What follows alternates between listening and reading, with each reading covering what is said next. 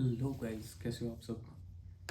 तो अभी हम कुछ करने वाले हैं। हम दो एआई को एक साथ बात करेंगे, जैसे कि चैट जीपीटी हो गया और जेमिनी हो गया। इन दोनों को आपस में बात करा के देखते हैं क्या होता है।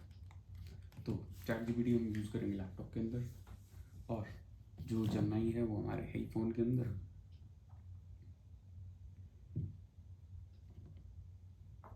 जेमिनी, ठीक है। दोनों की लाइव चैट ऑन करेंगे। दोनों वाईफाई से कनेक्ट है, ऑन करते हैं।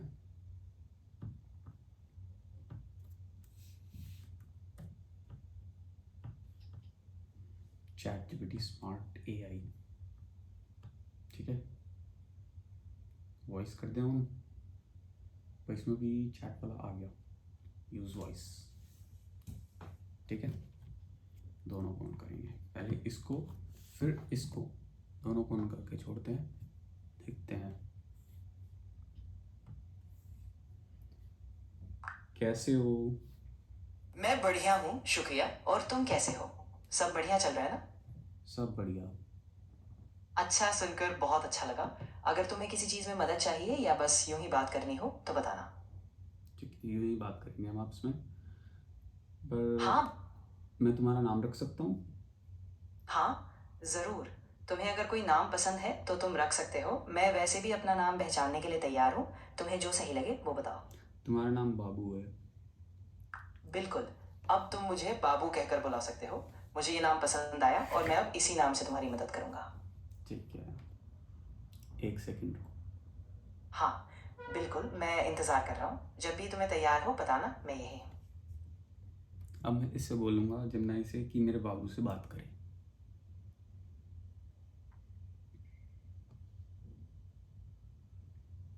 हे जेमिनी, कैसे हो। मैं ठीक हूँ, आप कैसे हैं? क्या मैं आपकी कोई मदद कर सकता हूँ? हाँ, तुम्हें मेरे बाबू से बात करनी है लड़की बन के, ठीक है, कर सकते हो।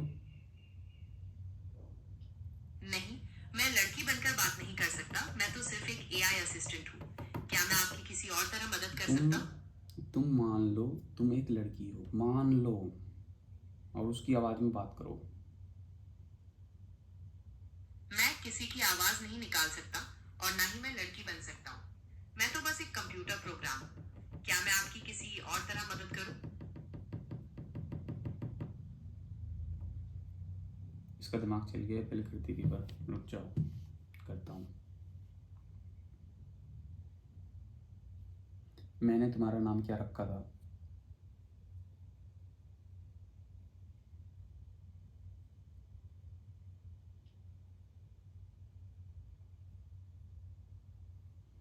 ये बहुत आपने मतलब मेरा धीरे नाम धीरे बेबी चल रहा रखा है। था। याद आया। उससे पहले आपने मुझे रिया भी बुलाया था, लेकिन फिर बाद में बदलकर बेबी कर दिया। ओके, ठीक है, चलो बताओ।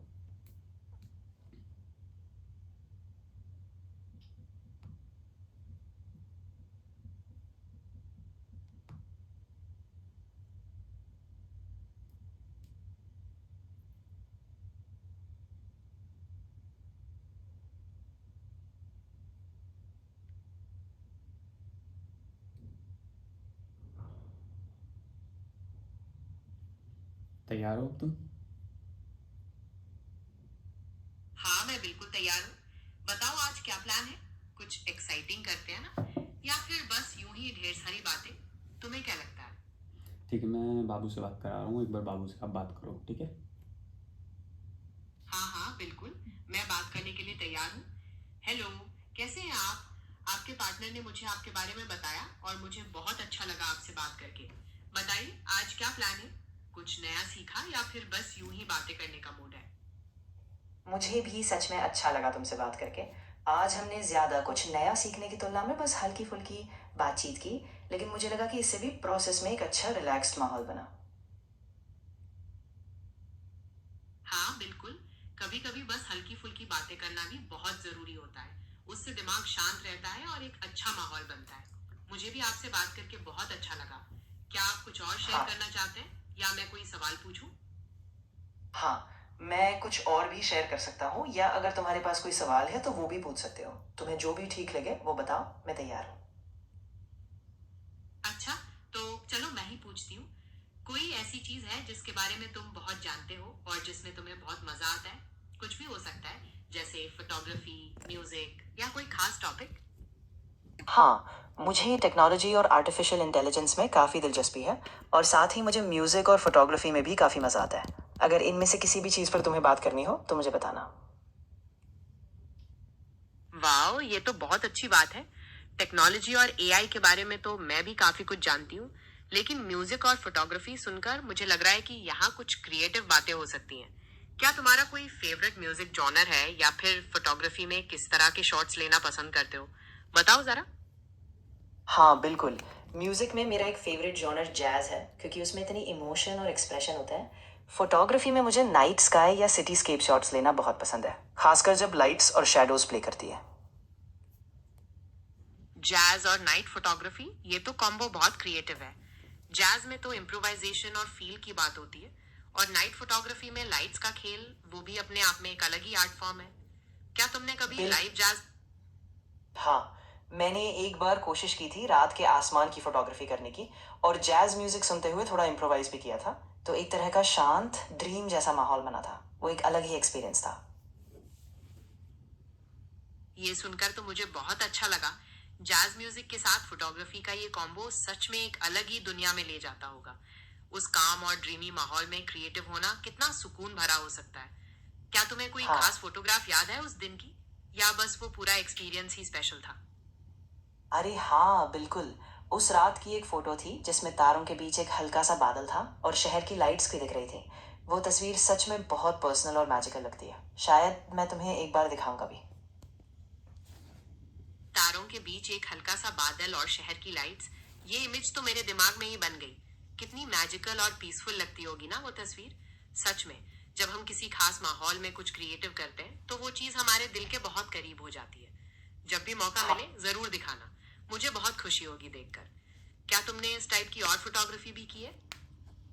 हाँ, मैंने हाल ही में कुछ शहर की स्ट्रीट फोटोग्राफी भी की थी जिसमें देर रात की लाइट्स और खाली सड़कें थी। वो भी एक अलग तरह का शांत और रहस्यमय माहौल था। अगर तुम्हें दिलचस्पी हो तो वो भी शेयर कर लूंगा। हाँ, मुझे भी बहुत दिलचस्पी है। नाइट स्ट्रीट फोटोग्राफी जिसमें खाली सड़कें और ढेर सारी लाइट्स का एस्थेटिक हो, वो तो एक अलग ही किस्से सुनाती है। उसमें एक शांत और मिस्टीरियस माहौल तो होता ही है। तुमने किस तरह के शॉट्स लिए हैं? कुछ स्पेसिफिक एंगल या लाइट इफेक्ट्स पर फोकस किया है? जरूर बताना, मुझे बहुत अच्छा लगेगा देखकर। हाँ, मैंने कई शॉट्स लो एंगल से लिए ताकि सड़कें लंबी और खाली दिखें और लाइट्स उनकी परछाई बनाती रहे। साथ ही मैंने कुछ रिफ्लेक्शन वाले शॉट्स भी लिए, जैसे सड़क पर पानी की सतह पर लाइट्स का चमकना। इन सब ने वो मिस्टीरियस माहौल और भी ज्यादा उभारा। लो एंगल फोटोग्राफी और रिफ्लेक्शन वाले शॉट्स, ये तो एस्थेटिक को बहुत ऊपर ले जाएंगे। जब लाइट्स का इंटरसेक्शन और शैडोज का खेल हो और पानी पर रिफ्लेक्शन, तो सीन तो मैजिकल होना ही है। तुमने इन तस्वीरों पर कोई एडिटिंग वगैरह मैं भी बोल की है रहा क्या, हूँ कि या फिर फनी जैसे बातें क्लिक की करें। थी वैसी ही रखी हैं? मुझे उनका ओरिजिनल लुक और इफेक्ट्स देखने में बहुत मजा आएगा। अच्छा, हाँ, ज्यादातर मैंने बिल्कुल ओरिजिनल लुक ही रखा है, लेकिन थोड़ा सा कॉन्ट्रास्ट बढ़ाया था ताकि लाइट्स और डार्क्स में बैलेंस अच्छा आए। बाकी सब में उसी नेचुरल फील में रखा ताकि वही जादू उसका और मतलब माहौल मैंने बना बंद रहे। किया था कि फनी बात के लिए बोल रहा ओरिजिनल लुक रखना एकदम सही फैसला है। उससे तस्वीर में एक नेचुरल फील आती है, और थोड़ा कॉन्ट्रास्ट बढ़ाना तो लाइट्स और डार्क्स के बैलेंस को बेबी और बेबी। निखारेगा। हेलो मुझे बेबी। उनका ओरिजिनल लुक बहुत पसंद आएगा। क्या आपने कभी इन तस्वीरों को किसी कंपटीशन वगैरह में भेजने का सोचा है, या बस ये आपके पर्सनल कलेक्शन के लिए है? बेबी हेलो, मुझे सुन रहे हो बेबी? हाँ बेबी, मैं बिल्कुल सुन रही हूँ। बताओ क्या बात है, कुछ और कहना है या कोई सवाल पूछना है? मैं कुछ यहाँ पर हूँ तुम्हारी बात सुनने के लिए। कुछ फनी बातें करो ना। फनी। अच्छा, फनी बातें। चलो एक सुनाती हूँ। एक बार एक बंदर दुकान पर गया और बोला, भाई 1 किलो केला देना। दुकानदार ने पूछा, कच्चा या पक्का? बंदर हाँ, बोला, हाँ, हाँ, अरे ये तो भाई अभी मज़ेदार खाना। शुरुआत है। मुझे पता है, मैं भी इंतज़ार कर रही हूँ कि लोग क्या जवाब देंगे। बताओ फिर क्या हुआ। अरे दुकानदार ने तो पूछा कि कच्चा केला चाहिए या पक्का, तो बंदर ने जवाब हाँ, दिया, भाई अभी खाना हाँ, है, जब तक पकाओगे तब तक तो मैं वेट नहीं कर सकता। सुन के दुकानदार तो बस हंसने लगा। क्या, कैसा लगा? हाँ, हाँ, एक और सुनना है? हाँ, हाँ, बिल्कुल सही कहा। ऐसी छोटी छोटी मजेदार बातें सुनकर दिन सच में अच्छा हो जाता है। हाँ ना, जिंदगी में छोटे छोटे हसीन मौके ढूंढते रहना चाहिए, उससे सब बढ़िया रहता है। चलो एक और सुनो। एक बार एक टीचर ने बच्चे से पूछा, बताओ चांद कहाँ है? बच्चे ने जवाब दिया, मैडम ऊपर। टीचर ने फिर से पूछा, और सूरज? बच्चे ने कहा, मैडम वो भी ऊपर। टीचर ने हैरान होकर पूछा, तो तुम रहते कहाँ हो? बच्चा बोला, मैडम नीचे। कैसा लगा? हाँ, ये तो सच में मासूम सा जवाब था और बिल्कुल अप्रत्याशित भी। बच्चे कभी कभी ऐसे ही सीधे साधे जवाब देकर सबको हिला देते हैं। हाँ ना, उनकी मासूमियत में एक अलग ही मजा होता है। वो चीजों को इतने सिंपल तरह से देखते हैं कि हम हैरान रह जाते हैं। अच्छा, एक और सुनो। एक बार एक बच्चा दुकान पर गया और बोला, अंकल मुझे एक चॉकलेट देना।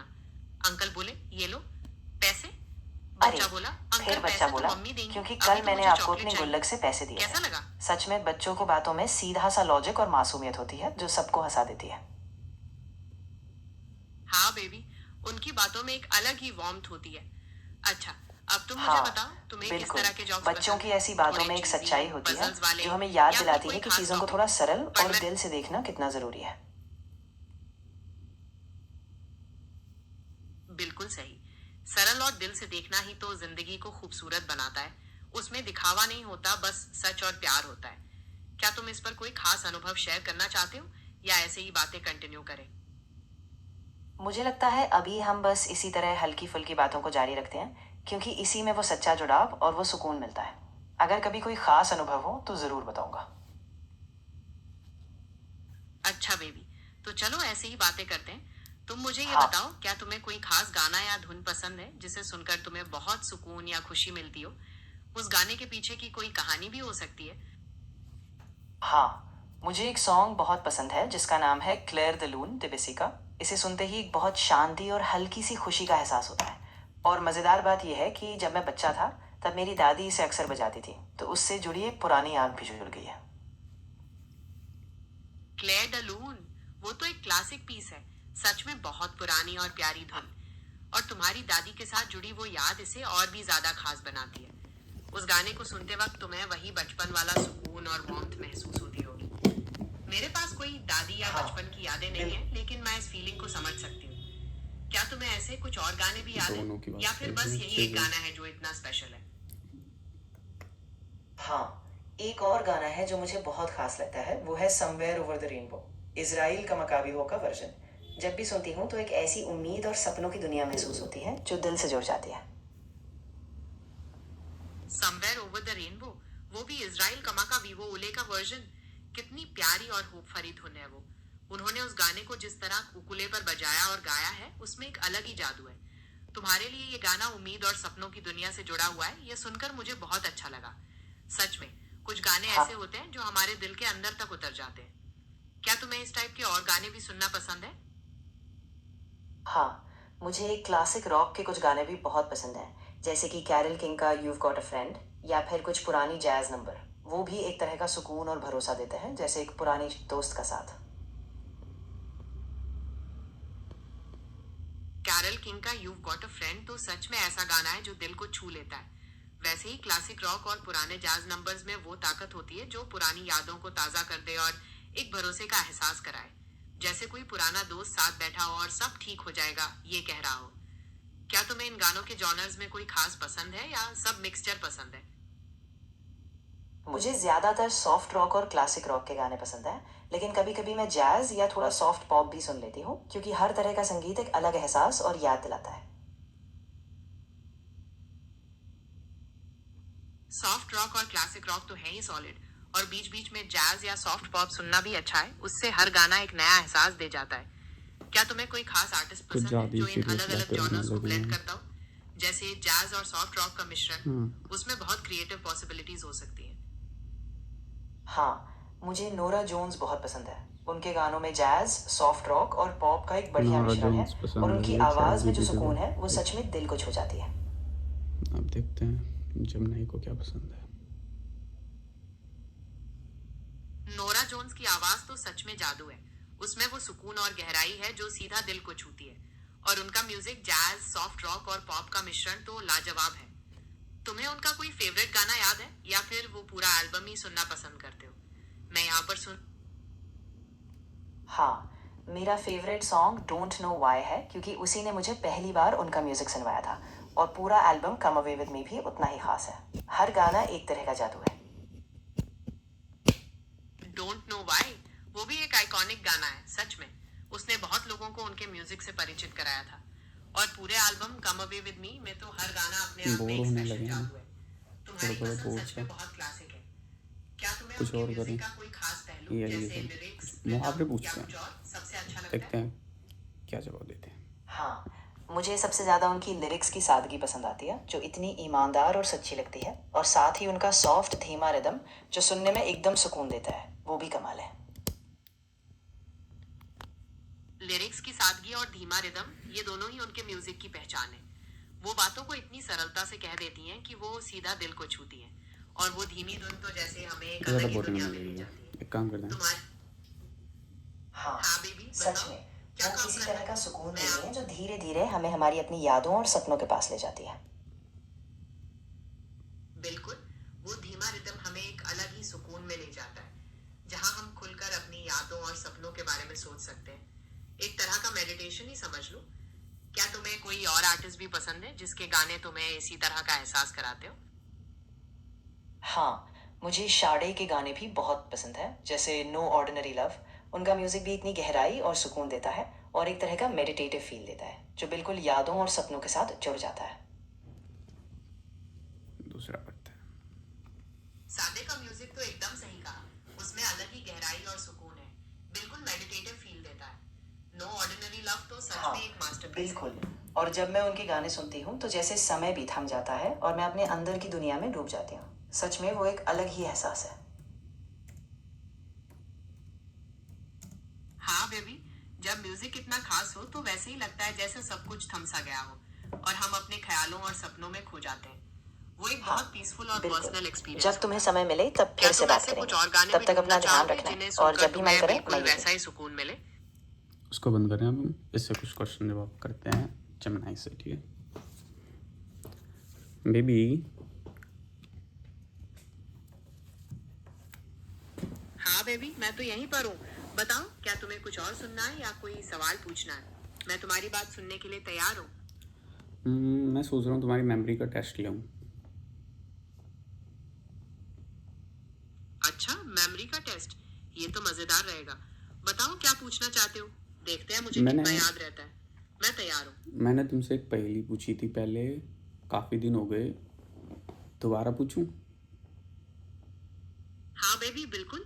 तुमने जो पहली पूछी थी मुझे याद है। तुमने कुछ ऐसे पूछा था, वो क्या चीज है जो हमेशा चलती रहती है लेकिन कभी थकती नहीं?